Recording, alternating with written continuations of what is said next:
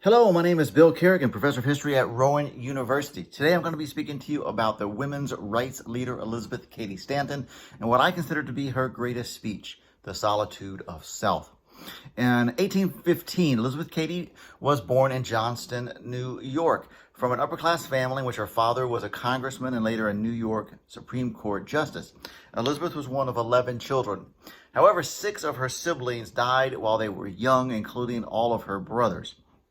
Her father introduced her to the law, and she enjoyed arguing over legal issues and became incensed when she discovered that married women had virtually no legal rights. A gifted student who surpassed her male peers in many academic subjects, including things like ancient Greek, which she won an award when she was young. Colleges still, of course, denied her entry based on her sex. She enrolled in an all-women's seminary and became a reformer in several causes, most prominently the abolition of slavery. Through her activism, she came into contact with Henry Stanton, whom she married in 1840. They eventually had 7 children together, and their marriage lasted 47 years until Henry's death in 1887. While their union was a successful one, and the couple were united on issues like abolition, the two disagreed on women's rights, with Henry opposing voting rights for women, actually. Stanton's first big moment in the national spotlight took place at the first Women's Rights Convention in 1848 in Seneca Falls, New York. The convention adopted her Declaration of Sentiments, which she had drafted, outlining the wrongs perpetrated against women. Of course, it was parallel and based on the Declaration of Independence. It called for legal changes to the status of women in the United States. 3 years later, Stanton met Susan B. Anthony in New York, and the two, of course, would become allies in the long struggle for women's rights, including suffrage, which they both very much thought was essential. Stanton's family duties in life prevented her from traveling as much as Anthony, who often delivered Stanton's speeches on her behalf, or speeches that were written by her friend.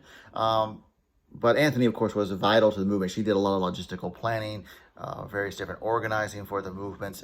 They were a good complement for one another. Stanton actually proved to be one of the most radical, even among the feminists in her day, as she pushed not only for the right to vote, but also for divorce laws, employment rights, the rights of married women to own their own property, of course, and most controversially, she criticized the Bible and traditional Christianity as overly patriarchal.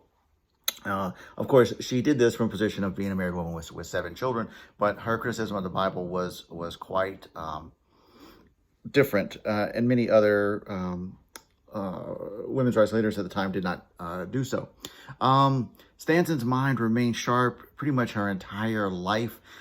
She did have some controversial moments with regard to conflicts during Reconstruction over race and women's rights and African-American suffrage and these issues. But no one denied that she remained, even when they disagreed with her, her mind remained sharp.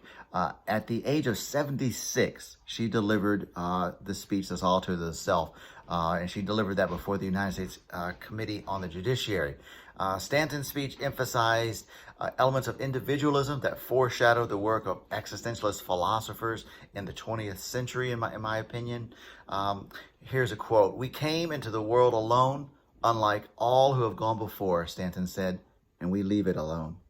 Challenging the notion that men could always protect women, Stanton noted that, quote, "Whatever may be said of man's protecting power in ordinary condition, amid all the terrible disasters by land and sea, in the supreme moments of danger, alone woman must ever meet the horrors of the situation." Stanton's vision of each human being ultimately having to face life's greatest challenges alone made a powerful impact on those who read, who heard and then read later her speech in the United States, where individualism was valued so highly, at least for men. Still, it would be almost 30 years before the nation finally adopted the 19th Amendment, which prevented states from restricting the vote based on sex. Sadly, Stanton and her friend Anthony did not live long enough to see that moment. Yet, they had seen much change in their lifetimes at the state level, and they certainly made an important difference in the history of the United States. So My name has been Bill Carrigan for Rowan University. Thank you very much for listening.